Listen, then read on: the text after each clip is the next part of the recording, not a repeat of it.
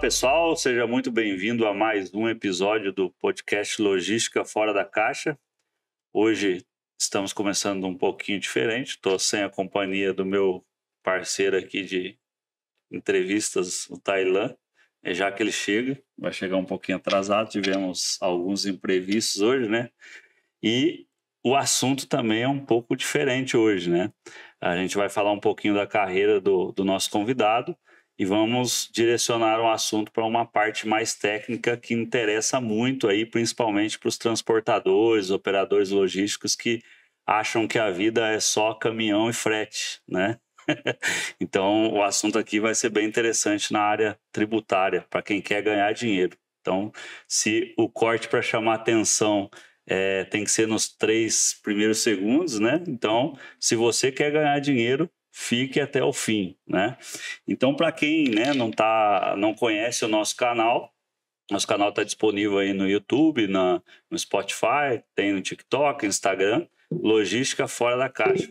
Se você já conhece, né, e está acompanhando, é sempre bom lembrar que é interessante que você curta, compartilhe, né, divulgue aí os conteúdos que a gente está publicando, porque isso nos ajuda a fortalecer aqui e alcançar mais pessoas e levar os nossos conselhos profissionais para esse pessoal. E para a gente começar o nosso bate-papo de hoje, a gente vai receber aqui o Bittencourt Leon Júnior, advogado especializado aí na área empresarial e tributária, na Nacional Soluções Corporativas. Exatamente. Decorei bem? Opa! Mineirinho de origem francesa. É verdade. Seja bem-vindo, doutor. A gente aí teve a oportunidade de te convidar, graças ao intermédio da André, que virou tá quase uma co-host aqui, né? Ela fica nos bastidores aí acompanhando a gente. Vai trazer mais gente aí bacana para a gente bater um papo. Tivemos aí uma oportunidade de conversar com o Leonardo da Uma Handling, né? Foi um papo bacana. Espero aqui que a gente possa contribuir com o pessoal aí. Seja muito bem-vindo. Agradeço aí a confiança de vir falar com a gente. Eu que agradeço, né? Nós que agradecemos a oportunidade, né, de estar aqui hoje para a gente falar um pouco sobre esses temas que dialogam com o dia a dia, não só da logística, né, mas do brasileiro em si. Exato. Porque o Brasil é um país rodoviário, né, de vocação rodoviária, né? Então, assim, extensão longa. E a necessidade de logística, não só a rodoviária, a gente fala rodoviária porque é o maior modal volume que nós temos aqui. Mas as outras oportunidades, as outras realidades e necessidades e tudo mais, remetem a uma necessidade da gente discutir isso mais, né? Sim. Então, trazer esses temas que nós vamos bater um papo aqui hoje à noite, né? Hoje no programa, para nós é um prazer, né? A gente criou, já tem aí uma certa estrada, né? Não sou tão velho assim, mas também não estou novinho já mais. Já experiente. A minha barba começou a ficar branca já. O meu cabelo começou, eu cortei. Boa parte da minha barba branca é experiência. Sofrimento ali, sofrimento bom, bem dizer, sim, né? Sim. É a construção, né? De estar junto, né? Porque eu costumo dizer, ainda hoje eu falava aí com um cliente de logística, operador logístico, lá em Guarulhos. Eu fui lá fazer uma reunião com ele, uma reunião societária, que estava admitindo um sócio novo e tal. A gente desenhou um projeto para ele, porque ele tem, né, um funcionário que ele trouxe do mercado e ele viu o potencial no sujeito, né, de apontar melhorias. Então ele queria criar um projeto para poder trazer esse cara para dentro da empresa. Deixa de ser um plano de carreira. Sim, né?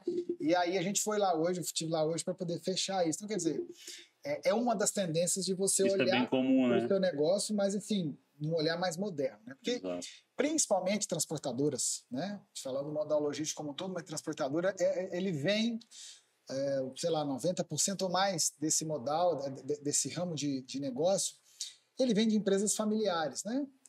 Pai abriu uma empresa e passou. Então, assim... E a maioria é herança de motorista, né? O cara começou como motorista em algum lugar. Os filhos deles também, tá. Esse caso foi um caso diferente. Esse empresário, ele montou uma transportadora porque ele trabalhava numa empresa grande, Sim. na interlocução com as transportadoras, ele viu um negócio Uma bom. oportunidade. E aí ele abriu. Mais então, ou menos o que está acontecendo com a gente. né, exatamente.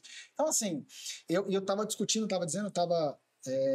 com ele hoje, a gente conversando lá e tal, e aí a gente vai batendo papo, entrando nos detalhes, né? As vivências, contando história e tudo. E como diz o Paulinho Gogó, né? Quem não tem dinheiro conta história, né? Exatamente. Que é o meu caso, né? Brincadeira à parte. E eu falei para ele, assim, cara, assim, e principalmente nesse setor que a gente atende há mais de 10 anos, né? O advogado, o contador, o profissional da área empresarial, ele precisa entender que ele tem que sair do seu escritório E lá entender do negócio. Sentir a dor do cliente, entender o que ele está passando, né? Pra você ver, eu tinha marcado com ele às 10 da manhã. Antes de eu entrar no condomínio dele, me ligou um outro cliente de Campinas também, de transporte, que eu já atendo eles há 8 anos. E eles estão com uma situação muito delicada lá. E assim, a gente discutindo a empresa familiar, discutindo, e você percebe que o cliente tem a confiança de discutir com você, porque você tem a sensibilidade que, além do problema que está alocado ali, tem um lado familiar, tem um lado sensível. Então, você tem que ir mexendo nessas pedras da maneira mais correta possível, né? Mais sensível possível. Então, assim, e esse é o perfil da gente, né? O meu perfil sempre foi esse, né? A minha origem, né? Uma origem humilde lá. Eu nasci em Brasília, mas fui criado em Minas, né?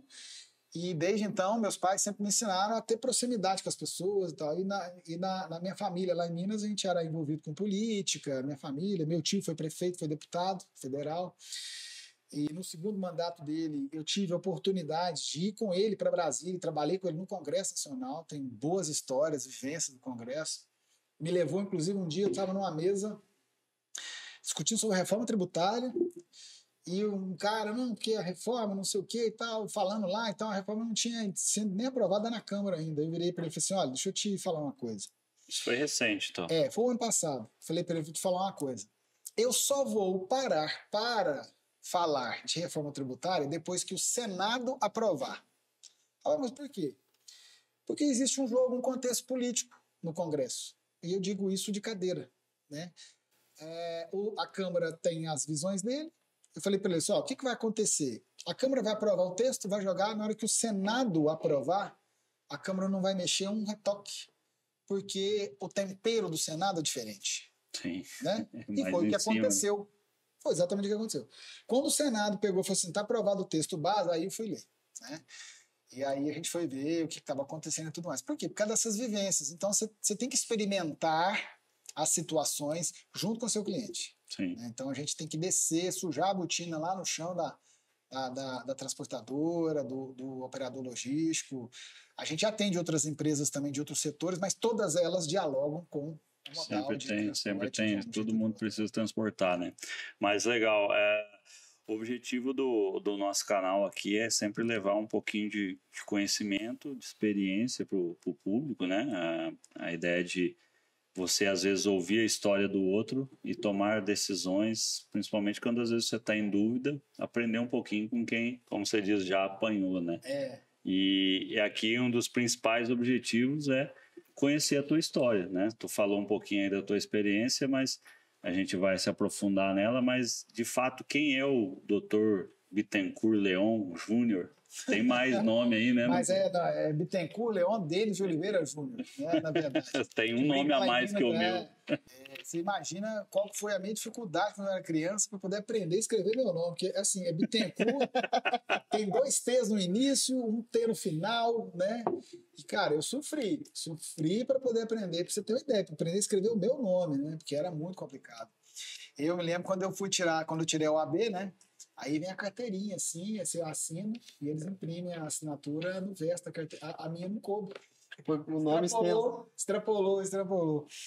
Mas, como eu disse, eu fui criado em Minas, me formei lá em Minas. Qual cidade? Em Uberaba. Uberaba. É a capital do universo. Se der errado, segue para Berlândia. Não, Berlândia é o maior bairro de Uberaba. A gente, inclusive, mandou duplicar a avenida, quando a gente precisa ir no banco, vai em pista dupla. Vou falar para meus amigos de Uberlândia. E ainda brinco porque o pessoal vai, porque Uberaba, risco com Uberlândia. Não temos risco com Berlandense.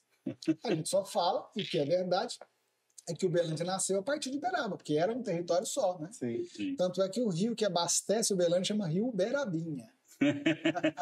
Aí é verdade. Tá, daí de onde é a tua origem mesmo? Bom, a minha Esse família, nome Leon aí é francês? Né? meu nome Bittencourt, Leon Denis. É a minha família, né? Eu sou de Uberaba. Tu já nasceu com o nome de advogado, então? Já. Meu pai disse que quando foi me registrar, o cara do cartório falou que era o nome do presidente da República. Ainda bem que ele estava errado. Mas assim, eu sou de Uberaba e minha família de lá, e a maioria da minha família, né, nós somos espíritas, né? Sim.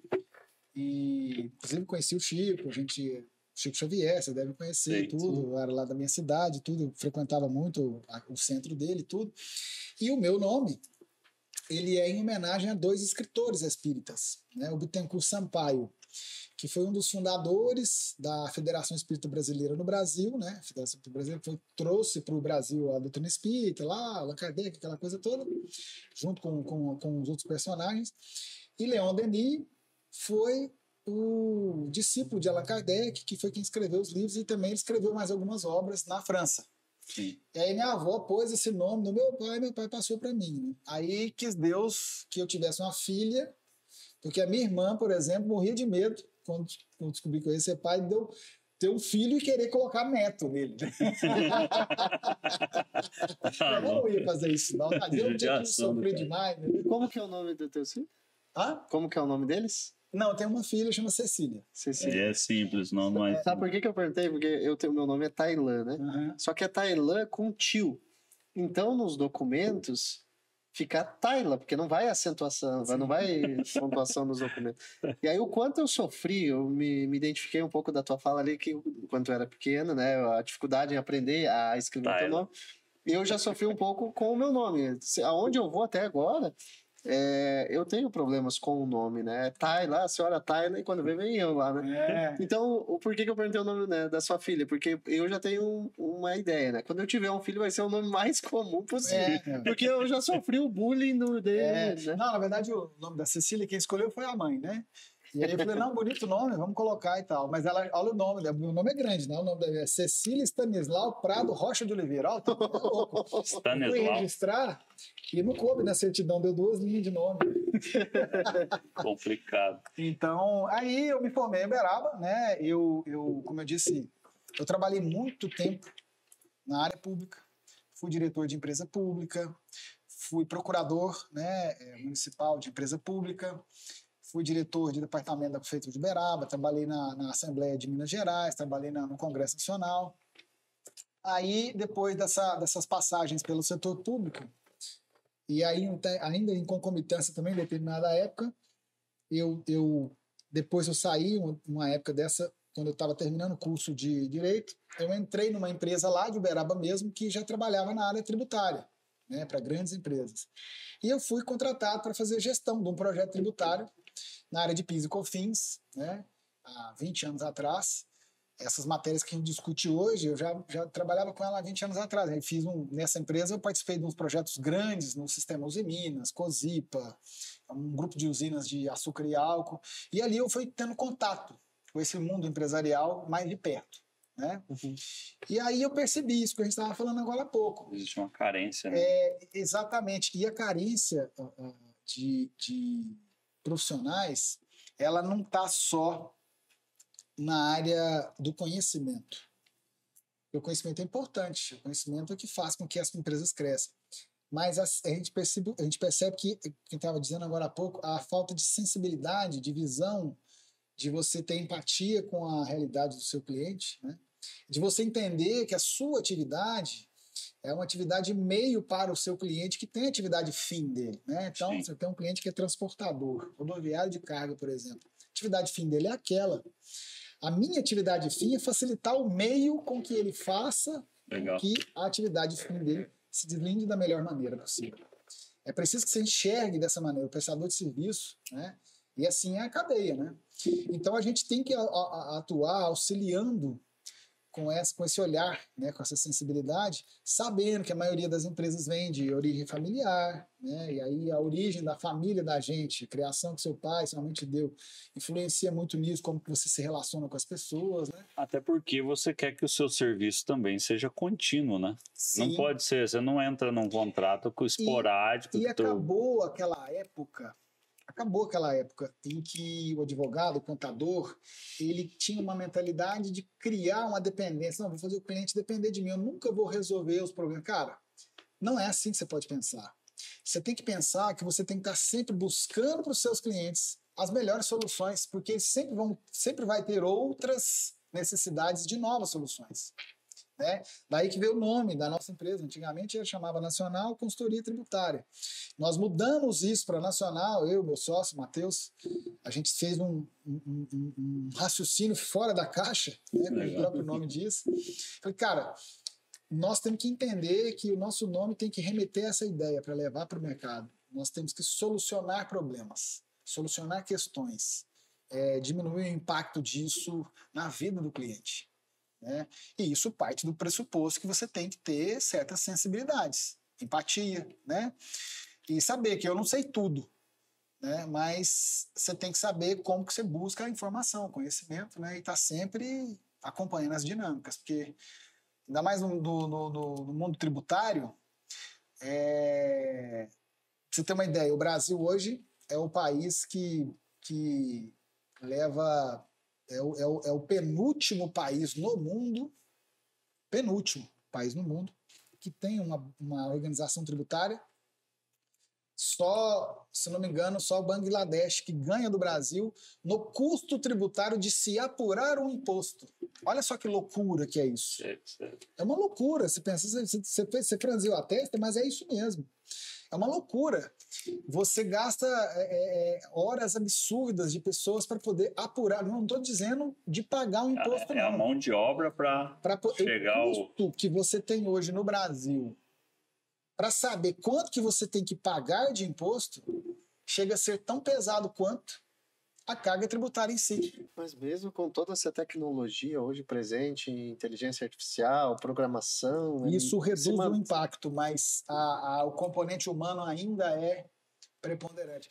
Olha, você chega e tem clientes... Se você observar isso, com clientes seus, alguma coisa assim, você chega numa planta industrial, uma linha de produção, às vezes você tem uma linha de produção toda automatizada e tem um prédio ao lado, cheio de gente para apurar imposto. É impressionante. Então a reforma tributária vem com esse ideal de simplificar. Mas a gente já está começando a observar que não vai ser bem assim, né? Porque vai descomplicar um pouco mais. Vai descomplicar.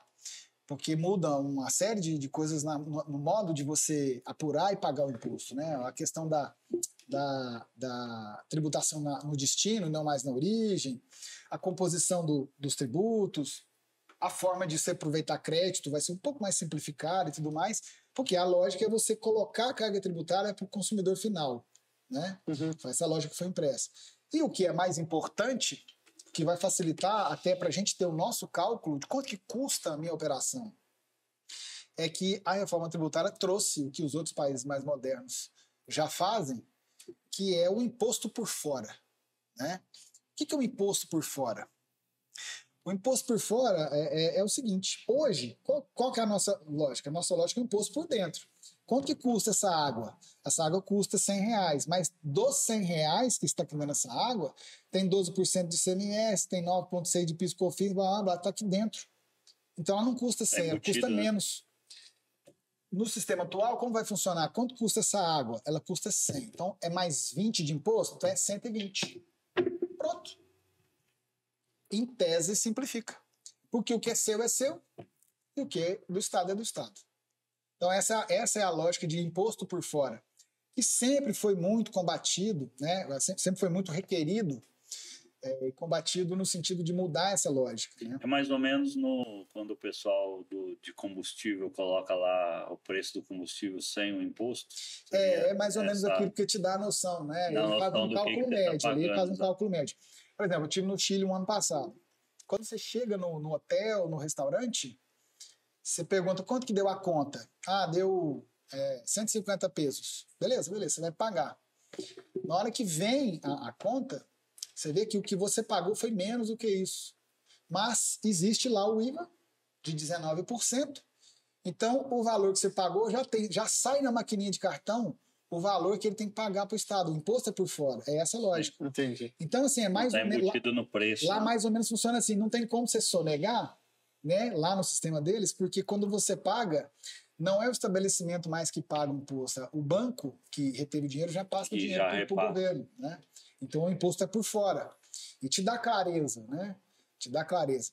Isso numa lógica de Brasil hoje, que tem uma modernização muito grande de tecnologia, dificulta de você fazer o famoso caixa 2, de pagar por fora, porque ninguém anda com dinheiro mais, né? E os bancos têm restrição para você movimentar dinheiro em espécie. Então, essa lógica que está sendo implantada, que pretende se implantar, que nós estamos vendo o Congresso discutir isso daí, vai simplificar, mas simplifica para o Estado. Exatamente. Tu tá garantindo a sociedade com o governo. Porque, na verdade, né, qual que é o maior sócio que você tem na sua empresa hoje? É o governo. Ele tem uma margem de lucro muito maior do que a sua. Eu tava falando para ele que, né, a minha empresinha pequena lá, quando eu boto tudo planilhadinho, bonitinho, paguei o aluguel, paguei o produto, paguei o funcionário, o imposto que eu pago equivale a 2 funcionários e eu ganho menos que o governo. E essa loucura que essa muito carga louco tributária, além da carga tributária, que você fala muito em carga tributária e tal, beleza, mas essa loucura que é o custo tributário é uma coisa fora do normal. Fora do normal. E isso fez, né? E as constantes crises econômicas que o país atravessou e atravessa até hoje, que nós estamos no meio de uma crise muito difícil, porque a de hoje mistura componentes econômicos com políticos, né?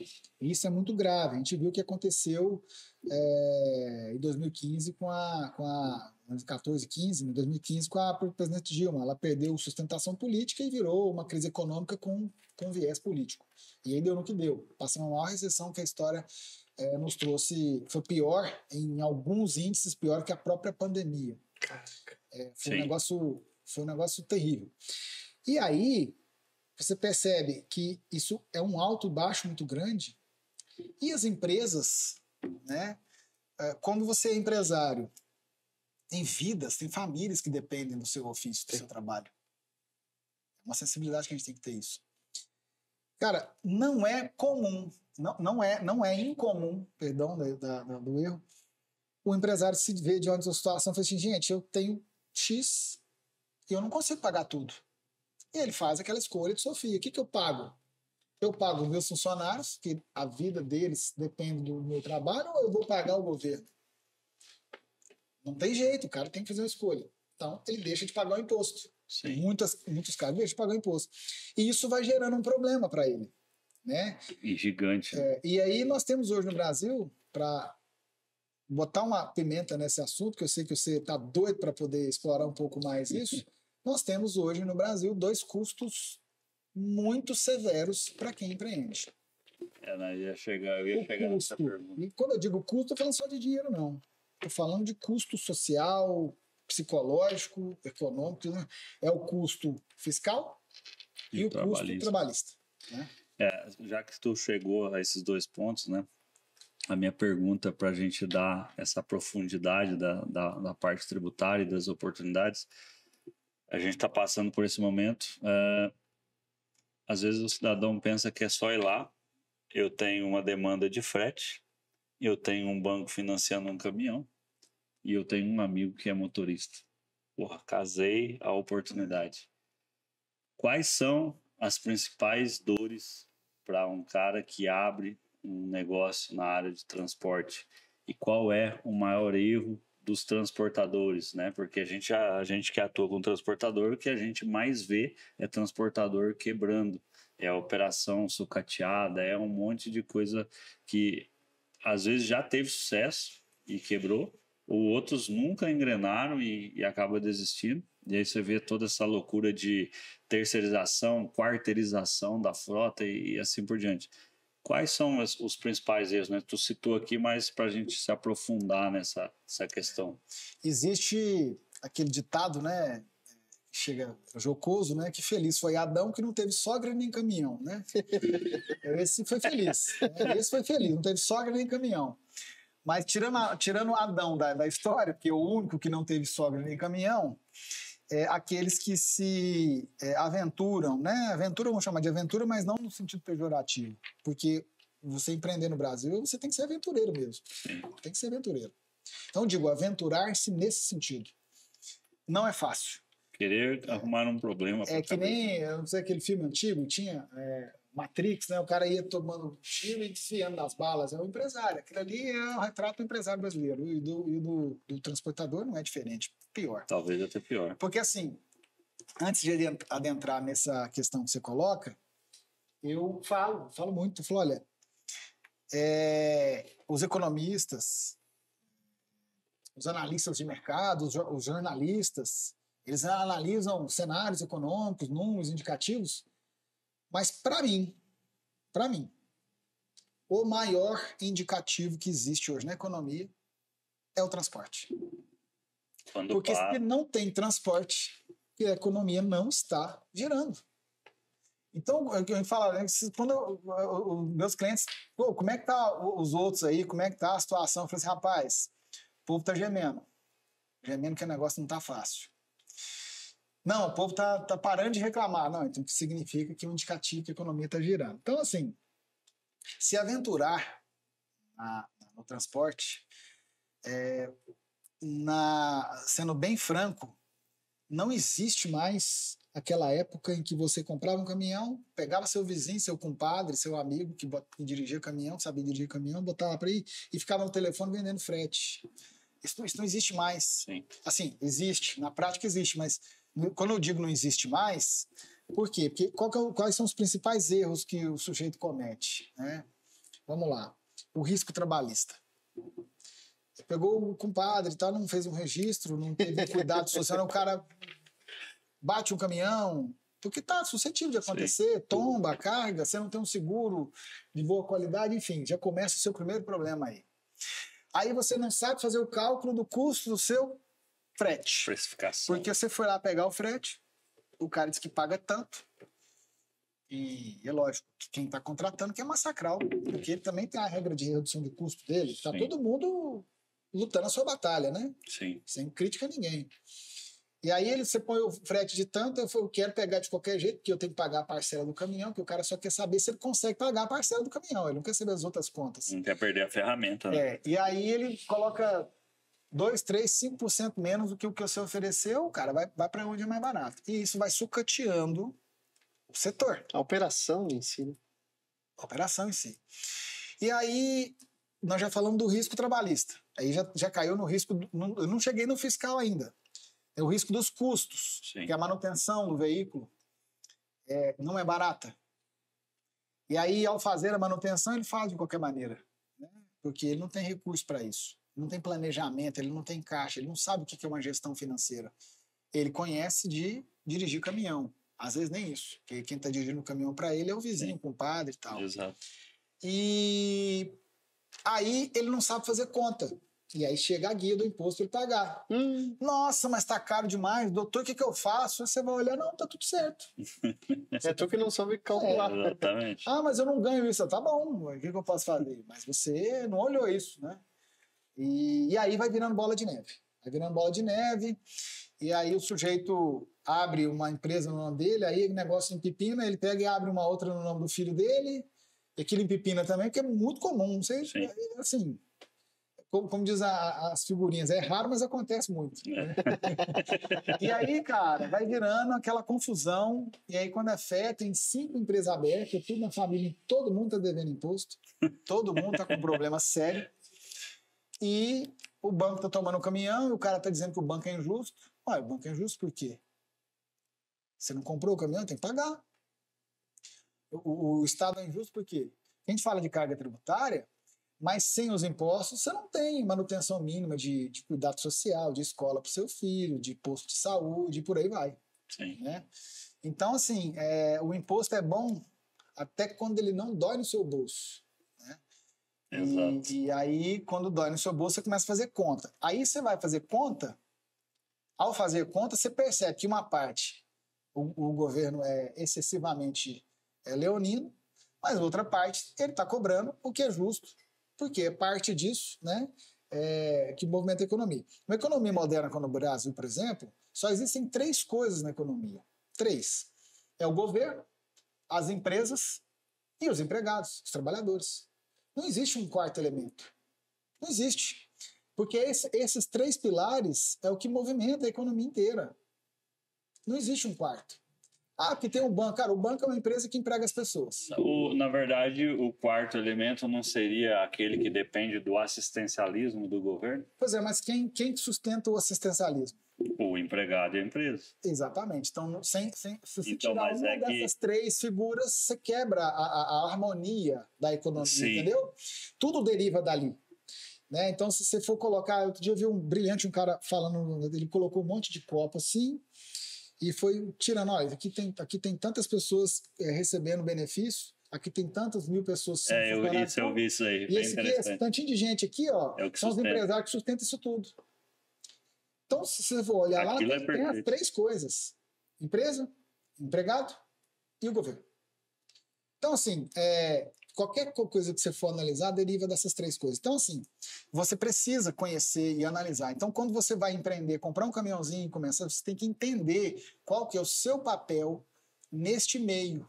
Né? Você tem que ter essa visão. Né? Como dizia o Raul Seixas, né? Para você entender qual que é a sua participação no belo quadro social. Né? Exatamente. É isso aí. Ô, Bittencourt, deixa eu te fazer uma pergunta. Às vezes a gente tem alguns clientes espalhados pelo Brasil, né? E eu tenho notado que alguns, principalmente no estado do Paraná, por conhecer bem de como funciona a tributação, o crédito, eles acabam revertendo o quanto eles pagam de imposto em crédito para compra de caminhão para empresas do estado. Isso, como que é a regra? Como que funciona isso? É determinados estados que trabalham nesse formato ou é geral para o país inteiro? Boa pergunta. Porque assim, para responder essa pergunta, eu rapidamente vou te explicar como que é o sistema tributário brasileiro atual. Tá. Então nós temos a Constituição, que é a fonte do direito. Então qualquer tributo, qualquer imposto que exista, ele tem que estar previsto na Constituição Federal. Então, o que foi a primeira etapa da reforma tributária? Mudou-se a regra constitucional.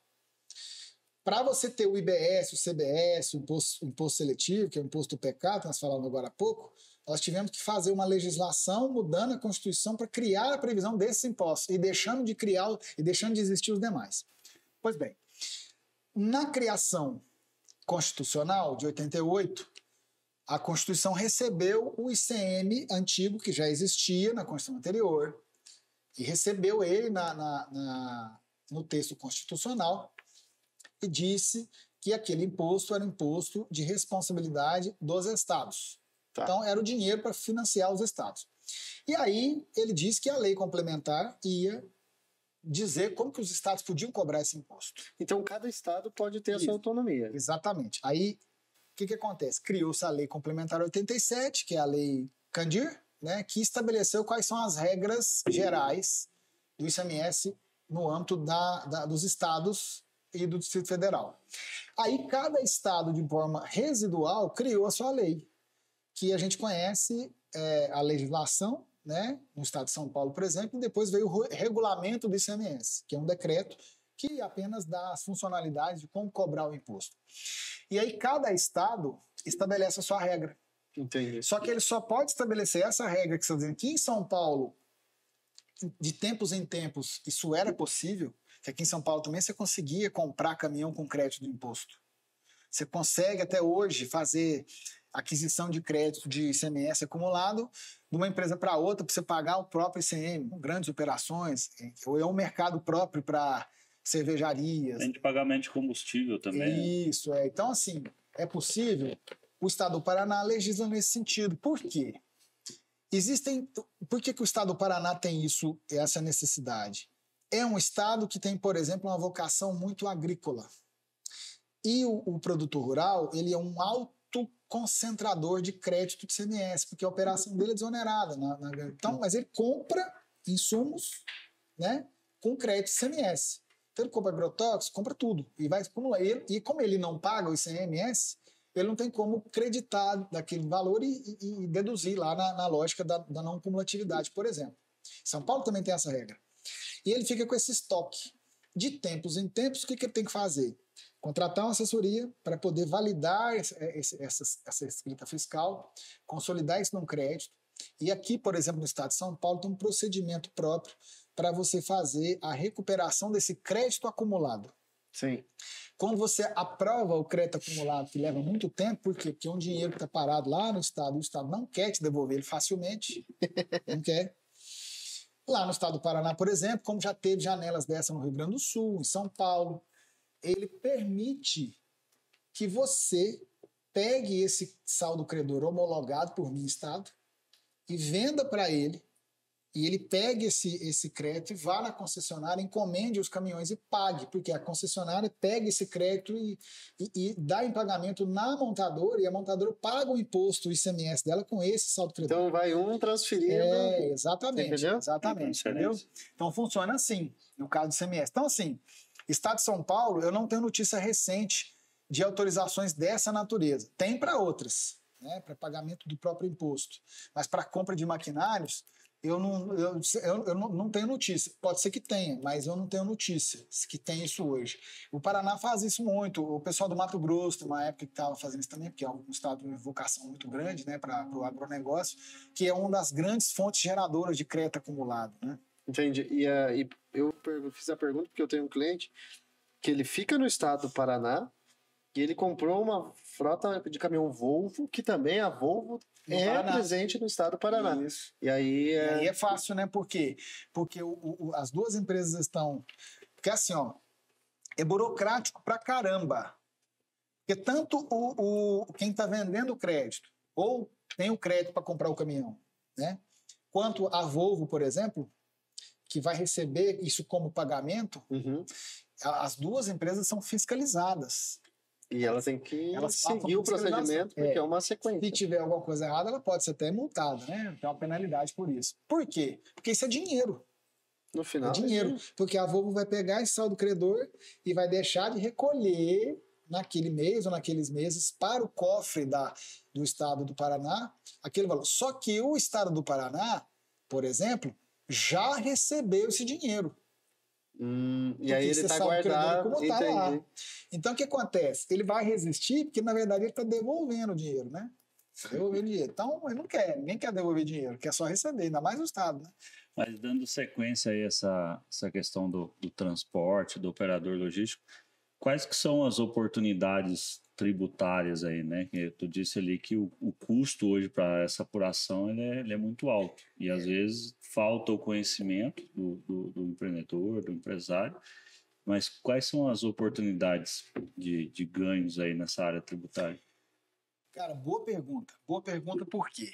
Nós temos hoje, além de todo o planejamento financeiro, empresarial, né, estratégico que a empresa lança a mão, do seu negócio em si, nós temos hoje duas grandes oportunidades para o empresário. Né? A primeira já é um tanto quanto conhecida, né? não é novidade, que é o trabalho de recuperação tributária, revisão fiscal, né? Em que você contrata alguém sério, que tenha bons parâmetros, que tenha uma metodologia conservadora e séria, baseada na lei, porque tem muito aventureiro por aí que entra o problema. Não é a revisão em si, porque tem muita gente que vai falar em revisão fiscal, a pessoa, isso aí já deu problema, meu vizinho lá fez esse negócio, e o fiscal aplicou uma multa, e o crédito dele que era 100 virou uma multa de 300. Isso acontece mesmo, por quê? Provavelmente a pessoa que lançou a metodologia não fez da maneira correta. Agora, como você faz de maneira correta, por exemplo, é um trabalho de recuperação de crédito acumulado, você comprar caminhão. Isso é revisão fiscal, porque você tem que fazer a revisão das escritas fiscais da empresa. E tem muito dinheiro. Você imagina que a sua contabilidade, ainda que você tenha contabilidade interna dentro da empresa, pelo seu porte, ela não consegue parar para poder analisar um benefício fiscal novo, uma mudança que teve na legislação. Por quê?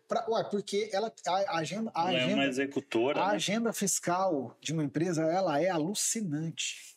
O cara começa o dia primeiro com a obrigação de transmitir FGTS, depois dia 5 ele já tem que apurar o INSS, já vem pro ICMS que tem que transmitir dia 20. Cara, então assim, ele entra num trabalho mecânico tão grande que se ele não cumprir essa obrigação, ele pode responder um processo crime. É que aí a contabilidade ela passa a ser só um executor de serviço e não, ela não tem um cara analítico ali. Não tem tempo. Ela não é culpa dos contadores. Eu faço aqui, tem uma defesa, porque não é culpa dos profissionais de contabilidade, não é. Porque ele não tem condições humanas de parar uma apuração para poder ver se tem algum crédito ali que ele está deixando de aproveitar. Não tem. Você tem grandes empresas, grandes conglomerados econômicos que têm um sistema interno de verificação de crédito tributário, da sua rotina do dia a dia, que contratam auditorias externas para poder conferir e 100% dos casos verifique-se que passou algum valor. E esse que seria esse alto custo, tu diz, né? Também, porque isso impacta. Então, assim, a recuperação fiscal bem feita por pessoas sérias, por empresas que têm referência, né? Ela é uma chance de você recuperar um bom valor, né? Então, você tem oportunidades na área previdenciária, na área de ICMS, na área de PIS e COFINS, às vezes até imposto de renda por razão de depreciação de frota. Então, há que se fazer uma grande análise, né, dos cenários da empresa. Esse é um dos grandes casos, e no nosso caso, nós temos N casos de sucesso com atestados de capacidade técnica que os nossos clientes fizeram para nós, em razão da aplicação da metodologia. Nunca tivemos um caso de devolução de relatório por conta do perfil de análise daquele crédito, né? Tem que estar realmente o que a lei determina que você recupere. Tem uma tese legal que o Supremo pode julgar assim, beleza, vamos ajuizar e deixar lá. Se o Supremo julgar e você ganhar, beleza, você tem uma poupança lá. Se o Supremo julgar que você não tem direito, você não entrou em tese e não tem que devolver dinheiro. Igual foi agora recentemente, né? Essa revés que o Supremo deu, e ainda disse que não existe mais coisa julgada perene em matéria tributária, né? E aí foi uma confusão danada. É um dos pontos que dificulta ainda mais o apetite de você empreender no Brasil, a insegurança jurídica. Aí nós vamos entrar também depois na discussão da lei do motorista, que o Supremo veio e bagunçou tudo o coreto, né? Porque de certo o ministro está lá, ele sabe direitinho quanto que é um caminhoneiro que dirige no Brasil, Brasil pequeno, um país pequeno igual o Brasil, né? É fácil administrar, né? Uma jornada de motorista e tudo mais. Então ele disse que o seu motorista tem que ter 11 horas necessariamente entre quando ele para e ele começa de novo. Então, não conta as horas de espera, enfim, uma série de coisas lá. Essa é outra seara de discussão. E para quem tem, né, passivo tributário, passivo bancário, passivo trabalhista, você tem que ter uma boa gestão deste passivo. Porque deste passivo que eu quero dizer, são dívidas, são problemas que a empresa veio adquirindo ao longo do tempo, né, e que precisam ser administradas. Eu costumo brincar que você conhece na sua família, nos seus amigos, alguém que tem diabetes. Você conhece? Eu tenho. Você tem diabetes, né?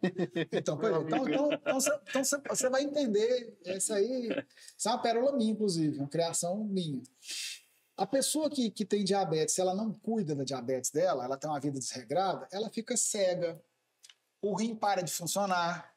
Vamos parar a gravação agora? Não, o rim para de funcionar, a perna do cara vai morrendo aos poucos. Sim. Certo? Agora, se a pessoa que tem diabetes, ela tem um bom regime, ela vai no médico, ela toma os remédios, ela morre com 150 anos ou mais, por outras razões, mas a diabetes em si não mata ela. Passivo empresarial é a mesma coisa. Então, eu costumo dizer que nós somos especialistas em diabetes empresarial porque toda empresa tem uma diabetes. Abriu a empresa, você já nasceu. Você já é diabético. Sim. A diferença é se é diabético insulínico ou diabético que tem uma vida, né, regrada. Essa é a diferença. Então, o que acontece? A gente fala, cuide da sua diabetes empresarial. Não deixe para lá. Essa ideia de que, não, isso não vai dar mais nada, o governo não dá conta de me cobrar, não... Cara, isso já ficou para trás. Isso é uma pergunta que eu ia fazer, né? Como as empresas estão hoje, no teu ponto de vista, elas estão organizadas, tomam a devida atenção, principalmente vamos para o lado fiscal ou o lado de passivo trabalhista? Como é a característica dos empresários e das empresas que tu atende hoje? A característica é mais ou menos assim, ó, no geral, tá? Não estou dizendo nem A nem B, não. O cara não olha para isso na hora que precisa, não cuida de fazer um bom controle, uma boa gestão, enquanto aquilo ali ainda está interno na empresa. Aí o sujeito entra com a ação trabalhista, ele vai lá, tem que fazer um acordo e sai de lá xingando o juiz, a justiça, que é tudo injusto, etc. O advogado que não deu conta de fazer o negócio. Porque ele sempre tem que passar a culpa para alguém. Nunca é dele. Nunca é dele. Por quê? Porque, em geral, tá? Não estou dizendo assim, os meus clientes não são assim. Meus clientes são todos gente boa, né? Eu oriento, não deixe isso acontecer, que eu sou especialista em diabetes, a diabetes vai deixar você cego. Mas, no geral, o que acontece é isso. Se o cara tomasse os devidos cuidados na rotina, por exemplo, trabalhista, ele minimizaria esse problema. Sim. Minimizaria. Porque, quando você acabou de dizer, abriu o CNPJ, você já é diabético. Então, o que acontece? Uma boa gestão de passivos, e é preciso entender que passivo não é aquilo que já está constituído, não é os processos que você já tem. É o que você está criando. Tem o oculto lá. Tem o oculto. O oculto. E existem formas hoje muito, muito apuradas de você, primeiro, detectar esse passivo oculto e começar a tratar ele para minimizar ou até zerar determinados riscos futuros. Então, é necessário olhar para isso. É muito necessário olhar para isso. Porque o passivo oculto, talvez, em muitos casos, ele é maior do que o que já é conhecido. No ramo do transporte, a gente costuma dizer, né? Eu ouvia muito o cara falar poupança forçada. Né? O que é um passivo oculto para mim e para você é uma poupança forçada. Eu tive um caso, eu estava numa audiência, eu fui fazer audiência.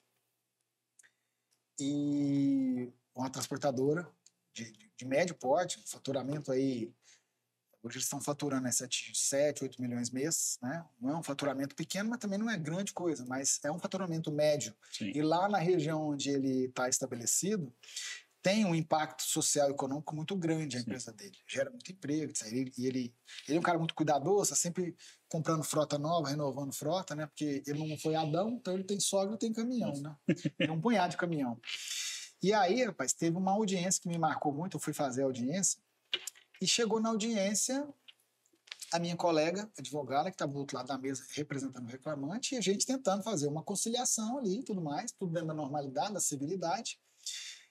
E ela foi infeliz em dizer que meu cliente podia pagar o que ela estava pedindo, porque era notório o conhecimento que a empresa dele estava cheia de caminhões novos. Passei por isso. Então, pois é, mas aí na mesma hora, eu fiz a intervenção, eu falei assim, olha, doutora, eu queria pedir à senhora, com muito respeito, que não falasse isso de novo, porque a vida pessoal e a vida empresarial do meu cliente não diz respeito nem à senhora e nem ao que nós estamos discutindo aqui. Né? Por que eu estou contando essa história? Porque as pessoas só vê, né, a pinga que você está tomando. Vai ver só o faturamento. Não vê, né?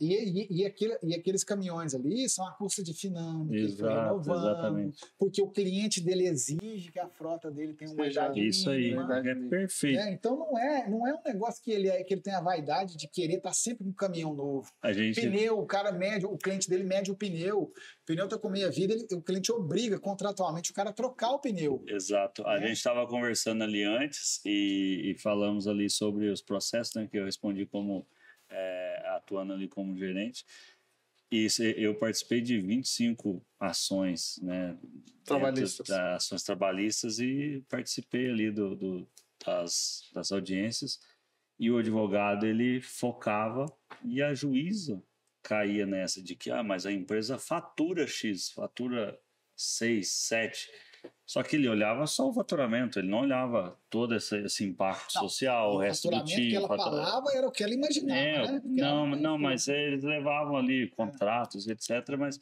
ele até falava o valor correto, mas o problema não é o faturamento, o problema é todo o custo que tem para você diluir daquele faturamento. Então, a causa ela não poderia ser avaliada em cima do faturamento. Nesse dia, exatamente, nesse dia, até o juiz interviu e tal. No final, né, da audiência, eu fui lá cumprimentar minha colega, nós somos colega de profissão, naquele momento ela estava representando um interesse, eu estava representando em outro. Mas eu achei impertinente a noção que a pessoa teve só de olhar, né, de ver e tal, passa aqui é um lugar bem instalado, por exemplo, a empresa de vocês e tal. A pessoa passa aqui fora e acha, puxa vida, esse pessoal aqui, pô, é milionário. Mas é que talvez faltou a sensibilidade, que é o que tu disse que falta, né? Quando tu fecha um contrato com um cliente, ter a sensibilidade de entender o que ele vive, qual é o negócio. E o outro também, para cobrar, teria que ter essa mesma visão, né? E aí, às vezes, acaba, aqui na minha visão, sendo antiético. Infelizmente, eu costumo dizer que a gente estuda no direito ao trabalho, e no Brasil tem um conceito, esse conceito ele é subvertido, ele é analisado de maneira equivocada. O trabalho é um gênero cujo emprego é uma das espécies. Em economias mais modernas, Estados Unidos, na Europa e tudo mais, o que se valoriza lá é o trabalho, porque o que gera riqueza é o trabalho. Trabalho. E o emprego é uma das formas de você trabalhar. Hoje nós temos outras figuras, o prestador de serviço, o PJ, são outras figuras de trabalho, formas de trabalho, formas de contrato. E infelizmente, ou felizmente, por um perfil econômico, social, não vou entrar nesse mérito, mas a economia brasileira ela é baseada no fomento ao emprego. Então, o brasileiro ele não consegue entender e nem compreender, aliás, ele não recebeu esse conceito de que o trabalho é mais importante do que o emprego, porque o que nós fazemos enquanto empresário, que eu também sou empresário, é um trabalho também. E o nosso trabalho gera outros trabalhos. Sim. Então, esse conceito precisa, isso vai ao longo do tempo sendo modernizado, né? Então, quando você vê lá assim, Ministério do Trabalho, Justiça do Trabalho, quando você entra lá dentro, você fala, pô, mas trabalho não é isso só, né? Então, mas assim, são discussões filosóficas e tal, que a gente pode fazer um programa só sobre isso. Mas é um ponto importante de reflexão. Acho que o próprio empresário podia ter uma visão um pouco mais profunda sobre isso e levar isso para dentro das empresas, né? Distinguir a noção de trabalho com emprego, né? Acho que talvez, não sei se em algum momento vocês já chegaram a pensar e reflexionar sobre isso, mas olha, lê um pouco mais sobre isso. O conceito de trabalho e o conceito de emprego são conceitos diferentes, né? É por isso que eu disse ali que talvez o quarto elemento seja o assistencialismo, porque daí chega um momento que quem depende desse benefício que o governo proporciona, acaba entendendo que aquilo é mais vantajoso do que trabalhar por um salário mínimo, né? Então o trabalho e o emprego acabam não importando e por isso que ele vai aumentando os copinhos, né? E isso gera um outro problema, né, para o empresário, né? Que é o custo fiscal. Sim. Nós estávamos falando, que é o segundo ponto da sua pergunta lá do início, né? Que qual que é o outro erro que o sujeito comete em comprar um caminhão e botar o vizinho para poder dirigir. Isso gera o quê? Isso gera um problema fiscal, um problema tributário, um problema de um endividamento que, em determinado momento, vai estrangular a empresa dele, vai estrangular a vida dele. Porque o sujeito abre uma empresa, vai lá, enche dívida, põe aquela empresa na gaveta, e abre outra empresa no nome do filho dele, aí vai comprar casa, compra o carrinho dele, tal, não sei o quê. Ele acha que o governo vai tomar a casa dele, que é o bem de família, não é isso? Cara, em determinado momento, aquela fatura vai chegar para você. E aí, o que acontece? Ao longo do tempo, como eu disse mais cedo, diante de um cenário econômico de crise, que a gente viveu uma atrás da outra, tem determinados momentos, que não são poucos, que o empresário olha e fala assim, o que eu vou pagar? Vou pagar o Estado ou vou pagar meus empregados? Vou pagar meus empregados, poxa vida. Eles estão aqui todo dia comigo. Sim. Vou ser leal com eles. E aí tu começa E aí começa a gerar o seu passivo tributário, que é uma coisa que tira o sono de muito empresário, né? Derruba o cabelo de alguns também, né? Mas ainda bem que o meu já caiu antes, né? Vou começar. Agora eu não tenho como perder. E esse passivo tributário, ele cresceu de forma alucinante no Brasil. Para você ter uma ideia, e são dados que estão lá publicados no site da Procuradoria-Geral da Fazenda Nacional, nós temos um estoque de dívida hoje federal no Brasil de difícil recuperação ou até irrecuperáveis de 1 trilhão e 200 bilhões de reais em média. Estoque de dívida. Dívida que o pessoal não pagou imposto e ficou lá. Desse 1 trilhão e 200 bilhões em média, tem cerca de 600 bilhões que existe uma perspectiva razoável de recuperação por parte do governo. Vendo isso, o que em 2020 o presidente na época, era o Bolsonaro, ele mandou uma mensagem para o Congresso, em 2019, na verdade, ele mandou uma medida provisória, que depois foi convertida em lei, que criou a figura da transação tributária no âmbito da União. Que depois, agora, recentemente, os estados estão copiando essas ideias. O que é a transação tributária? Rapidamente, para a gente entender. A transação tributária é a possibilidade que o Estado abre de sentar na mesa com você e discutir. Olha, eu te devo, você é Estado, eu estou te devendo. Eu quero te pagar, mas do jeito que você quer receber, eu não consigo pagar. Então, vamos fazer o seguinte, você tem dificuldade de receber isso de mim já há muito tempo. Está tentando e eu estou tentando, estou sobrevivendo. E é verdade. Eu quero me regularizar porque eu sou um cara sério, meu pai me ensinou que eu não posso ficar devendo aos outros, que o nome, a única coisa que o pobre tem é nome, então você já sabe. Vamos fazer o seguinte, me dá um desconto, facilita para mim, e eu posso te pagar tanto e vamos fazer um acordo? É mais ou menos o que o banco faz no final de um o juro vai rolando, mas... Inclusive, a semana passada foi aprovada uma lei complementar que autoriza o governo vender as suas dívidas para os bancos. Isso vai ser um problema. Por quê? Porque o banco vai comprar a dívida pelo valor nominal e não vai te dar desconto. Sim. Porque se ele pagou 1 milhão na sua dívida, ele vai querer receber pelo menos 1 milhão. Só que o banco, ele sabe te cobrar, o Estado ainda tem deficiência. E aí? O banco é profissional. O banco é profissional. Então é a chamada securitização de dívida. Então, assim, isso reforçou a necessidade do empresário que tem esse tipo de débito, de dívida, a procurar uma solução. E hoje a melhor solução é você sentar com o Estado e fazer com ele um acordo. Porque é possível fazer. Entendi. A gente tem trabalhado muito nisso. Tivemos casos lá de redução de 60%, 70% do valor da dívida. E o pagamento em 10 anos, por exemplo, com garantias, negociações e tudo mais. Quer dizer, é uma nova ideia que ainda está pouco explorada no Brasil, mas é uma possibilidade porque o fisco entendeu que quanto mais longe ele fica do contribuinte, pior para ele. Vamos, como diz na política, né? Vamos manter os amigos por perto e os inimigos mais perto ainda, né? A política tem uma máxima assim. Então, trazendo para o mundo empresarial, não que o Estado olhe para a gente e ache que a gente é inimigo, não é isso. Mas ele entendeu que se ele estiver mais próximo e fazer concessões, porque essa previsão da transação, ela existe desde 1965, quando o Código Tributário Nacional foi regulamentado. O artigo 171 estava lá. Uma das formas de resolução era através da transação, onde as partes, mediante concessões mútuas, resolvem o litígio do passivo tributário. Então, o que é concessão mútua? Olha, a dívida cheia é de 100, eu te faço um desconto, te faço ela por 20, porque eu não tinha expectativa nenhuma de receber nem os 20, e você me paga e você continua pagando os impostos daqui para frente. É um baita negócio para os dois, né? E aí você tem condição de gerar uma regularidade fiscal para a empresa. Ela vai ter acesso a crédito mais barato, porque ela vai ter regularidade, vai ter certidão negativa de débitos. E isso dá uma melhor segurança para o banco que for te emprestar crédito para você renovar a frota, para você comprar maquinário, para você comprar uma sede nova, enfim, naquilo que for, comprar mercadoria, comprar insumo, matéria-prima e tudo mais. Né? Além da dívida que não para de crescer, quais são os principais prejuízos de quem está irregularmente fiscal? Olha, o principal deles é você chegar de manhã cedo na empresa para trabalhar e sua conta está bloqueada. Sua Tem que conta é ficar bloqueada. movimentando tudo por fora. E hoje, E Meu acontece caro. muito isso, Bittencourt? é raro, mas acontece muito. E te digo mais. Hoje, o Banco Central, o Judiciário, desenvolveu uma ferramenta chamada Teimosinha.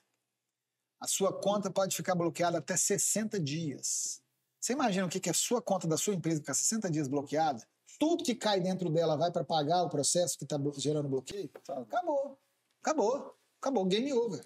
Sim. Essa Game empresa over. não tem poucas empresas, cara, nem sei se tem empresa que consegue, deve ter algumas, né, mas sustentar esse tipo de É o situação. cara que não cuida da diabetes dele. Entendi. Entendeu? O cara que não cuidou da diabetes dele. E acontece muito, viu? Principalmente na parte da gestão de passivo trabalhista. Mas para eles, E o fiscal também, muito comum isso. mas para chegar a esse ponto de bloquear a conta, tem que ter alguma intimação do juiz, algum Sim, já mandato. sofreu, no caso trabalhista, já sofreu execução trabalhista. No caso fiscal, bancário, tem que ter uma execução prévia, né? Em que você foi citado, tomou conhecimento do processo, porque não pode haver bloqueio sem o conhecimento do devedor, não pode, é nulo. E eu já reverti situações de bloqueio em que tinha nulidades, porque o juiz deixou de observar a intimação do devedor e tudo mais. Consegui reverter. Também é raro, mas acontece muito. Né? Acontece bastante. Mas você imagina, você ficar 30 dias sem poder respirar. Imagina você fica 1 minuto sem respirar. Não tem como, cara. Empresa não... Sua conta tá bloqueada, você não tem dinheiro, acabou, game over. E tem muita coisa que o contrato está direcionado naquilo, né? O cara não consegue simplesmente o mudar. seu cliente não admite o compliance dele, não deixa ele te Exato. pagar em outra conta, que não seja a sua. É isso que eu tô dizendo. O cara tá amarrado àquela conta. Não tem jeito. Não tem jeito. O que você tem que fazer? Você tem que... Ou você tem duas opções. Ou você senta e chora, ou você vai atrás de uma solução pacífica, moderna e legal. Um acordo trabalhista, um acordo com o banco ou uma transação tributária com o Estado. Você senta lá, tem possibilidade, por exemplo, eu já fiz isso aqui em Campinas, do cliente apresentei a proposta de transação e nos processos eu informei, doutor, estou tentando negociar com a procuradoria, estou pedindo para suspender as execuções. O procurador foi lá e concordou comigo, suspendeu as execuções do cara e estamos negociando um acordo. Pô, então, salvei o oxigênio do cara. E nós estamos negociando, estamos na empresa a fechar um acordo. O passivo dele é de quase 100 milhões de reais. Mas vai cair para 11 ou 12 milhões. E ele não vai pagar uma parte disso com o precatório federal que ele tem. A transação tributária, né, aparentemente falando, é uma boa alternativa. Mas ela tem riscos para quem... Muitos riscos. A sua pergunta ela é muito pertinente. Porque senão todo mundo partiria para uma transação tributária. Quais são os riscos de uma transação? Eu te digo o seguinte. Bem, a sua pergunta, você foi inspirado. Não tem pauta, viu? Não tem pauta. A Andréa mandou, mas eu nem li as perguntas. Fazer transação tributária é o trem mais fácil que existe hoje em dia. Como diz lá em Minas Gerais. É o trem mais fácil que tem. Fazer é o trem mais fácil que tem. Agora, a grande pergunta que eu faço é: você está preparado para fazer a transação? E preparado em quê? Que seria esse preparo? O que é o preparo? Tá? Para você apresentar uma proposta de transação, você tem que organizar os seus balanços, seus documentos contábeis, porque isso vai ser exigido para saber se a sua história fiscal daquela dívida não foi gerada porque você pegou aquele dinheiro. Tem muito empresário que fez por aí. Não pagou imposto, desviou a finalidade e comprou Ferrari, comprou fazenda, comprou avião. E aí não tem jeito, cara. Aí a dívida não foi acumulada por aquele que não, de fato, não conseguiria pagar. Isso chama-se desvio de finalidade. Agora, se não é o caso, como é a grande maioria, isso eu te falo de cadeira, a grande maioria não faz isso de verdade, né? Aí não é uma ironia. O cara realmente não pagou porque ele não teve condição mesmo. Então, como que ele prova essa história que o advogado está contando? Com documentos, com números, balanço. Então, o primeiro ponto, você tem que se preparar para aquilo. Segundo ponto, Feita essa preparação, em concomitância você tem que agir nos processos judiciais dele, verificar se não tem já coisa prescrita, se não tem alguns processos que já foram até pagos por bloqueios que foram acontecendo. E o terceiro passo, você tem que montar um bom plano de pagamento, porque é uma negociação. Sim. Você vai sentar com ele. Não cumprir essa negociação pode piorar. Não, tem penalidades para isso.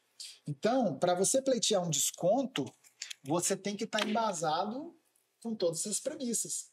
Então, aí eu te falo, cara, apresentar a proposta, depois que você tem isso tudo pronto, ó, nota 10 para você. Agora, você está com isso tudo pronto? Essa é a pergunta que a gente faz para o empresário. Vem cá, vamos olhar. Então, assim, eu já vi coisas assim de proponentes de transação tributária entrarem em situações de difícil solução porque não souberam pedir, não se prepararam e se expuseram. Né? Tem um caso clássico de uma empresa que tinha uma dívida de 6 milhões e o advogado pediu a transação, abriu o balanço, o procurador falou, mas peraí, você é o transportador de carga e tem uma conta no seu balanço aqui de 9 milhões de adiantamento ao fornecedor? O que é isso? Uma empresa de transporte. Quando você tem uma indústria, você importa matéria-prima, por exemplo, você antecipa, não é isso? Acontece. Então você cria uma conta contábil, antecipação fornecedor. Você registra isso lá. Tem contrato de fornecimento, de matéria-prima, aquela coisa toda. Se você não estiver comprando uma frota de caminhão, que fornecedor é esse que você está antecipando? Aí o procurador olhou e falou, pô, mas você tem uma dívida de 6 comigo, antecipou 9 de fornecedor? Fala um negócio para mim. Eu quero todos os comprovantes de transferência e o nome dos seus fornecedores. E você me presta para chegar nesse 9 milhões, você tem que me provar que realmente você antecipou esse dinheiro para os seus fornecedores. Ué. O cara está fazendo uma coisa errada? Bom, o que ele estava fazendo eu não sei, que o caso chegou e a gente pediu a desistência da transação, porque não era o caso, ele não podia mais. É como se fosse um crime, né? É um crime, na verdade. Né? Na verdade, assim, esse foi um caso emblemático, por quê? Porque essa exposição de balanço, tinham outras exposições lá que eram piores até que essa. Mas isso colocou a empresa numa situação de extremo risco, porque uma situação dessa pode ser, por exemplo, não estou dizendo que foi o caso dela, mas pode ser uma maquiagem de balanço para você dar saída de dinheiro, porque a empresa está operando em prejuízo. Se conta em prejuízo, com dívida de imposto, você não pode distribuir lucro. Como você tem lucro? Com dívida tributária. Não pode. Sim. Você tem que pagar um imposto. E negociar, pagar e tal. Se você for lá, transacionou e parcelou, suspendeu, tirou a certidão, aí você pode tirar até os últimos centavos do caixa. Porque está regular. Desde que você cumpra a obrigação que você fez dentro do acordo que você pactuou. Tá? Não é bagunçado assim. Então, em resumo, a pergunta que eu faço é: está preparado para poder fazer o pedido de transação? Porque nós temos uma condição de chegar num benefício que seja interessante para você, que seja interessante para o Estado e continuar mantendo os empregos, né, na sua região e tudo mais. Agora, quais são os riscos de você se expor? Porque se a gente detecta na análise inicial que o sujeito pode ter um problema, a primeira recomendação que eu foi assim, cara, não mexa com isso agora. Vamos esperar. Não é o momento. Não é o momento para você. Porque você está lidando com coisa séria, né? Você está lidando com autoridade pública, né? Deixa eu te fazer uma pergunta. Eu estou vendo rodar o vídeo, acho que da empresa de vocês. Para o pessoal que vai nos assistir, tem muito transportador, muito operador logístico, muitas empresas, né? Muitos empresários. Qual o tipo de serviço que vocês costumam mais ou que fornece? Conta um pouco da tua empresa aí, o que é a Nacional? Bom, a Nacional, uma empresa que nasceu de dois malucos. Um sou eu, e o outro é meu sócio, Matheus Paulini. A gente começou há 12 anos atrás, 13 anos atrás mais ou menos, numa sala compartilhada. E compartilhado porque tinham outras pessoas que a gente dividiu o aluguel, né? E eu tinha uma mesa, ele tinha uma mesa dele, eu tinha minha mesma cadeira, e nós tínhamos muita vontade de trabalhar, porque a gente tinha essa certeza de que a gente podia dar essa contribuição para o empresário. E aí, a logística, o transportador, o operador, apareceu para nós por conta dessas dores. A gente tinha uma rotina muito grande, a gente era demandado muito naquela época para acompanhar autos de infração. Naquela época, acontecia do fiscal ir na sua empresa, te fiscalizar, ele ficava lá e lavrava o auto, você tinha que impugnar o auto, aí você tinha que fazer a perícia contábil, tudo mais, que era trabalhoso. Né? 15 anos atrás não era igual hoje, que existe nota fiscal eletrônica e tudo mais. E aí a gente começou a ter contato com esse setor, né? E foi onde a gente começou a ter essa visão de que se não tem caminhão, o Brasil para, né? Se não tem modal de transporte, se não tem trem, se não tem um navio, se não tem um avião, como é que você vai levar os insumos, os materiais, as pessoas, né, de um canto para o outro? E aí a gente viu, né, uma possibilidade de crescimento de mercado investindo nesse tipo de setor, né? E aí a gente começou a fazer relacionamento. E um cliente foi indicando para o outro, né? Por quê? Porque a gente entrou na lógica sempre de resolver ou procurar minimamente diminuir o impacto dos problemas que o empresário tinha. Então tem um caso emblemático que para mim foi a grande virada. Um dia que eu estava na empresa com o cara sofrendo com um monte de coisa, eu falei para ele assim, bicho, enquanto você continuar sofrendo com o seu dia a dia, você não vai crescer. A sua empresa tem problema? Tem. Mas vamos botar a gente para administrar esses problemas e vai atrás de crescer, fazer o seu faturamento crescer, porque senão nós não vamos ter uma perspectiva de pagamento, de crescimento. Aí ele falou, você tem verdade, é verdade. E aí ele abandonou isso, mas colocou pessoas para cuidar e contratou a gente, inclusive, estamos lá até hoje. E aí ele foi crescer, a empresa dele fez assim, porque ele se dedicou, colocou energia, esforçou onde precisava. Mas ele contava com o apoio de quem tinha essa sensibilidade. Então, assim, a gente começou nisso, mas a gente foi expandindo o negócio, né? Então, a gente tem lá um trabalho muito bom na área de gestão financeira de empresas, também tem um negócio desse... Um dos pilares. Um dos negócios que nós temos é esse. Mas nós temos um outro negócio, que é a gestão de carteiras de passivos, tributários, trabalhistas, bancários e tudo mais, onde a gente promove defesas, discussões, revisões, né, desses débitos. Tudo isso não com a lógica de enrolar, porque sempre a gente encontra valores que estão distorcidos. Sim. Por quê? Porque a técnica de você apurar isso é a mesma da revisão fiscal, que é o terceiro negócio que nós temos. Quando você vai trabalhar a revisão fiscal, você está olhando detalhes na legislação que passou e que a empresa não se apropriou. Então, quando você trabalha em revisão fiscal, você está trabalhando em empresa que pagou o imposto e pagou a mais. Então, você vai pegar esse dinheiro de volta.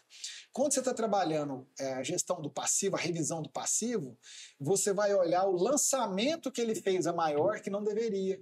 Então, aquela dívida está sendo cobrada de modo errado. Então, tem o direito de discutir. E nesse cenário, você vai construindo saídas. E, por exemplo, a transação tributária, para quem tem passivo, é uma delas. A transação com bancos, né, outro ponto forte que a gente faz, né? A parte de gestão de passivo trabalhista, inclusive o passivo oculto. Então, assim, hoje cerca de 80% dos nossos clientes são do ramo de logística. Os outros 20% são indústrias, né, da área industrial, e alguns prestadores de serviço, algumas empresas de engenharia e construção civil, mas que estão sempre dialogando com esse setor. Sim. Né? Então, assim, claro, desses 3 fontes de negócio sempre derivam outras oportunidades. Assessoria na área de consolidação de estruturação societária, patrimonial, né?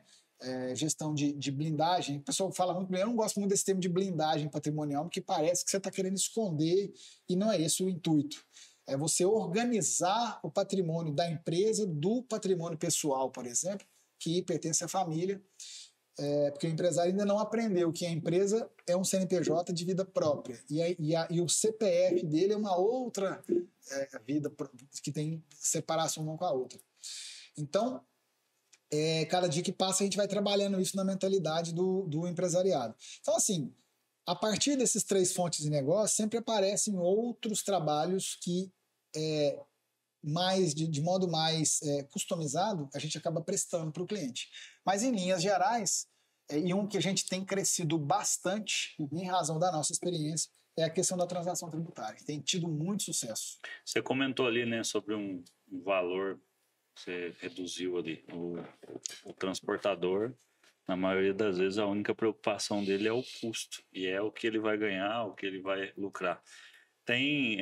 Tu consegue explanar uma ideia de valores possíveis, né? Um exemplo de valores possíveis de se ganhar numa transação ou numa revisão fiscal, algo que o cara transformar isso em algo acessível ali, né, no entendimento. No mínimo, quando você tem um resultado ruim, você tem um resultado positivo em torno de 25% a 30%. Então, você veja, ou na revisão fiscal, ou mesmo na redução de passivo tributário, você joga ali, você tem um passivo de 10 milhões, 2,5 milhões você consegue fazer cair. Ou numa revisão de tributos de 10 milhões, que você está analisando do movimento tributário, né, que você recolheu ao longo de um ano, por exemplo, em média de 2,5 milhões você consegue detectar durante o período inteiro de reversão de crédito tributário para a empresa. Como que você aproveita esse crédito? Como que você põe direto no seu caixa? Você tem 2 caminhos. Um mais longo, que é você pedir a restituição de dinheiro, vai levar 1 ano, 2.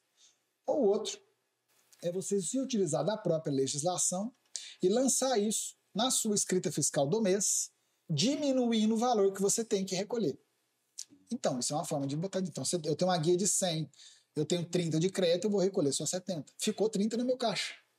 Porque se você souber fazer o seu custo, que é o erro que o cara não comete, sim, aqueles 30 vai estar na sua planilha, na sua composição de custo. Então, ele vai virar resultado. Legal. Entendeu? Ele vai virar resultado. Para isso, você tem que ter um controle financeiro. E esse é o meio mais comum de restituição que o pessoal opta por? É o mais rápido, né? Porque a restituição em si, você tem que entrar com pedido administrativo. E acaba sendo parcelado, né? Tu recebe um recebimento parcelado. Porque esse abatimento, ele é parcelado. É parcelado. É parcelado assim, na competência do mês, né? Então, geralmente você leva, às vezes, 1 ano para poder recuperar aquele montante de crédito. Mas aquele dinheiro fica no seu caixa. E essa restituição é com base em tempo de empresa, a cada X tempo? Ou ela é com base em valores? Nos dois. Nos dois.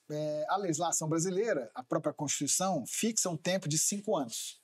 A gente fala 5 anos, mas na verdade são 60 meses. Os últimos 60 meses. Porque quando termina o mês de julho, você perdeu o mês de julho lá de 5 anos atrás, né? Então você vai perdendo um mês para trás porque você tem os 60 últimos meses para revisar. Agora, uma vez que você fez a revisão e entrou com pedido de compensação ou fez o lançamento, aí você não perde, né? Então, é em cima do valor e em cima do tempo. Então, por isso é que você tem que verificar, e a reforma tributária, com as mudanças que estão para chegar, vai finalizar esse ciclo. Então, a hora de você fazer essa revisão é agora. Legal. Ô, Bittencourt, geralmente aqui a gente pede, né, um conselho dos profissionais para profissionais que estão iniciando, que estão ali no começo da carreira. Hoje vai ser diferente. Hoje vai ser diferente. Nós vamos pedir aqui o teu conselho para os empresários, né? Qual é o conselho advogado Bittencourt, doutor Bittencourt, para os empresários que estão aí com essas dúvidas fiscais, trabalhistas, o cara que não olha muito, com muita atenção para essa área na empresa, né? Porque a gente que acompanha, você sabe que toda empresa ela tem o contador e ele tem ali o advogado, né? A maioria das empresas, mas tem uma boa gama de empresários que a gente conhece, ele tem o contador, mas o advogado é algo esporádico só para remediar um problema, né? Qual o teu conselho e qual a importância da assessoria nesses casos? Você fez a pergunta e no meio dela você deu a resposta. Né? Por quê? Eu vou te explicar por quê. Mas é curioso, é interessante, porque assim, o melhor conselho que eu possa dar é você se cercar de pessoas sérias. Tá? Mas eu não tenho dinheiro para contratar uma boa assessoria. Cara, mas sempre há uma possibilidade de você procurar um auxílio, sei lá, até no seu sindicato, né, que representa a sua categoria. Lá tem bons profissionais que podem te dar uma orientação. E à medida que o seu negócio cresce, aí você vai lançando mão de pessoas sérias. E quando eu digo pessoas sérias, são pessoas comprometidas não só com o trabalho delas, mas comprometidas com o seu negócio, né?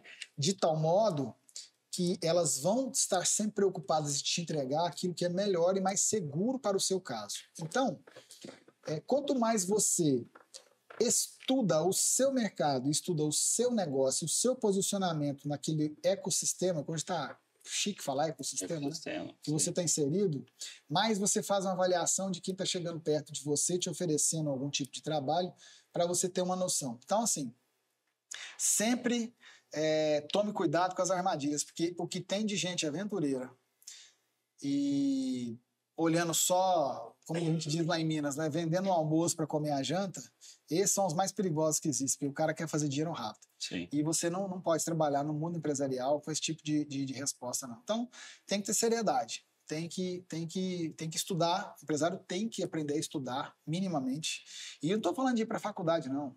Estudar é você ler conteúdos do seu setor, é você participar de eventos, né, de congressos, de feiras, conversar com outras pessoas, né, saber qual que é a dor que o outro está sentindo para saber se você está num nível bom ou não, né? Eu acho que mais ou menos por aí. Não sei se eu respondi bem a sua pergunta. Resumindo, ele tem que estar preparado. Tem que estar preparado. Não, ele tem que estar em constante preparação. Sim. Porque ninguém nasceu pronto e vai morrer. Vai aperfeiçoando com base então, assim, no conhecimento. E a única fonte é o conhecimento.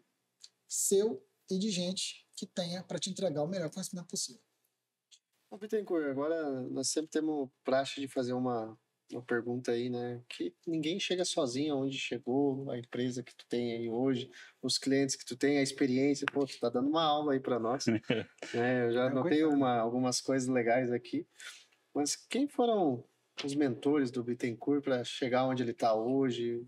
Ou em quem o Bittencourt se espelha hoje e procura seguir os passos como exemplo? Olha, bela pergunta, viu? Assim, foram tantas as pessoas que nos ajudam até hoje e que nos ajudaram, e as principais delas atuaram nos momentos em que a gente tinha a boa vontade de tentar solucionar minimamente o problema dela. Então, elas percebiam a nossa sensibilidade e acabavam nos indicando para outros amigos e tudo mais. Então, todas essas pessoas, e na maioria dos casos nossos lá, os nossos clientes acabam virando, de certa forma, amigos da gente. Sim. Esse caso que eu estava te contando agora há pouco, desse cliente já antigo, que eu fechei a transação dele, que eu reduzi de 27 milhões para 12 milhões e parcelei isso em 10 anos, o dia que eu homologuei a transação dele, que eu liguei para ele e falei assim, André, tá feito, tá aí. Ele virou para mim e falou assim, minha empresa acabou de nascer de novo e eu sou o padrinho dela.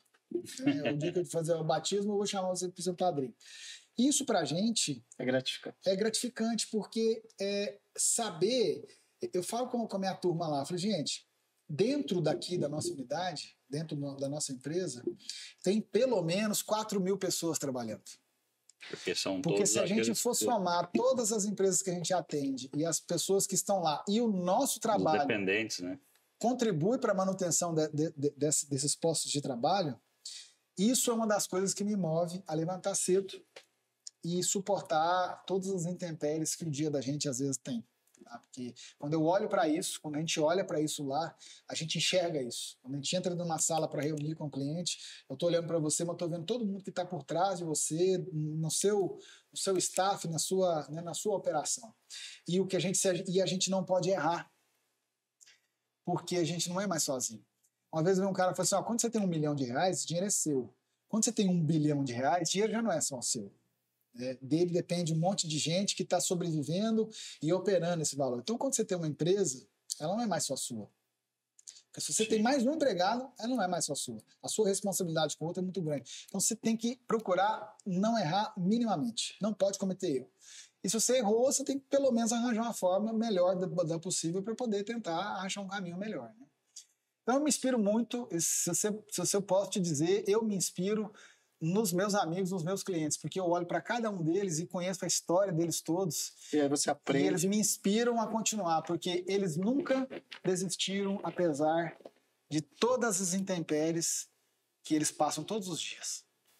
Então, são as pessoas nos quais eu me inspiro. Claro, meus pais, minha família, isso aí é o que me fez. É natural, né? Mas eu só cheguei onde eu cheguei porque tiveram pessoas dessa natureza que acreditaram na gente. E aqueles que não tinham esse perfil, a seleção natural foi fazendo com que a gente se afastasse ou eles se afastassem da gente. Legal. Boa conversa. Eu tinha alguma. É que nós normalmente fizemos o nosso bate-papo um tempo, enfim, para explanar os assuntos, né? Acho que eu falei muito, né? Mas eu acho que valeria mais um bate-papo acho que tem para pontos dúvidas específicos técnicas ali, porque Bora. porque agora vai gerar um programa, Eu a acho galera vai vir que- com dúvidas, os transportadores. Claro. Eu acho tenho- que a gente pode fazer uma gravação respondendo perguntas Opa! dos nossos parceiros transportadores, né? Botar Claro, os porque eu caras acho que, ao vivo aí isso eu acho que é entrando. legal. Legal. Perfeito. O nosso ramo, e você deve acompanhar muito isso, você tem, muito, igual tu disse, né? A maioria veio de família. A maioria dos transportadores que a gente conhece veio de Ou são família ou ex-motoristas e foram Uhum. crescendo. E às vezes não tem todo o conhecimento que deveriam ter. Exato. Muitas das coisas que ele falou, eu São imagino que oportunidades. hoje deve estar jogado na mão do contador.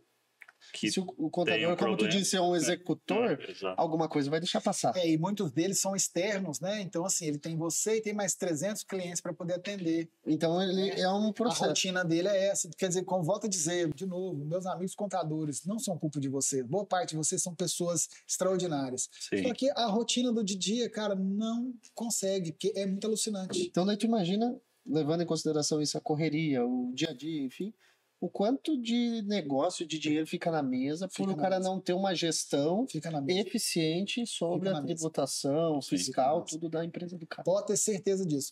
E o grande problema de quem trabalha nesse setor como a gente é lidar com os irresponsáveis, né? Porque o que tem de aventureiro que já botou pessoas Não, em situações difíceis, né? Eu tenho alguns clientes que respondem processo criminal porque foram jogados, de verdade jogados. Não estou dizendo que não existe ninguém inocente, mas o cara foi jogado dentro de uma fraude que gerou um processo crime contra ele. Ele nem sabia tinha do Não que. sabia, Não tinha noção. não sabia. Entendi. Não sabia. Legal. Eu agradeço aí a tua vinda, né? Desprendido o tempo de estar aqui. Eu que agradeço pela pra minha caneca. gente- Ó, Cara, Pra- foi um excelente papo. Pra gente, quando é um assunto diferente daquilo que a gente está na rotina, né? Quando a gente conversou com o André sobre comunicação, a gente conversou contigo aqui agora, né? Quando falou do tema tributário, eu fiquei pensando, meu Deus, o que eu vou falar sobre isso? O que vai vir, né? você vê que o que menos a gente falou foi de imposto em si, né? Exatamente. Mas A parte teórica disso daí é interessante, porque a gente não é o nosso dia a dia, né? Tu às vezes sente o impacto disso, mas você não Tem noção, acaba não tem ideia. não conhecendo a fundo como se comportar diante da situação. Mas com base no que ele falou, é extremamente É. importante. E fica uma dica para quem estiver assistindo, que dar atenção a esse não é uma rotina. Ali, daqui a pouco, tu pode virar o jogo da empresa, do resultado da empresa. Sim.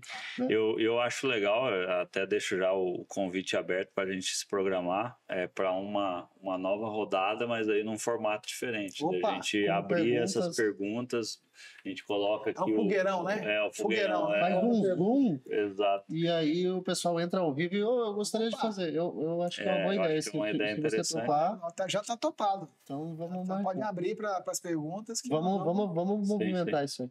Mas show de bola, agradeço aí mais uma vez a tua presença. Sou eu que agradeço demais. Ah, sou. Nossa, Vamos comer um queijo lá no Beraba. Da lá. próxima você traz um queijo aí, negócio mineiro. Mas show de bola, acho que o papo foi excelente. Vai um objetivo um pouco diferente, né? A gente disse aqui que a gente sempre está atendendo a ideia de levar o conteúdo pro profissional, mas hoje um conteúdo direto aí pro empresário mesmo, de fato. E tenho certeza que tem muita gente que deve estar com a corda no pescoço. Com E certeza. vai ouvir, ver os vídeos aí e vai acender a lanterninha. Aqui indiretamente acendeu a minha da diabetes. Cuidem das diabetes de vocês. Não, show de bola. Muito obrigado. Eu que agradeço. Valeu, Bittencourt, um abraço e Obrigado sucesso, pela caneca. sucesso aí na vida profissional, empresarial e Obrigado, que tenha obrigado. muita ajuda aí Pra vocês nos também. empresários aí. Para todos os nossos. Eu disse no começo, né, que audiência. quem ficasse ia saber como ganhar dinheiro. Se você ficou até o final, tu sabe como ganhar dinheiro. E até o próximo episódio do podcast Logística Fora da Caixa. Valeu.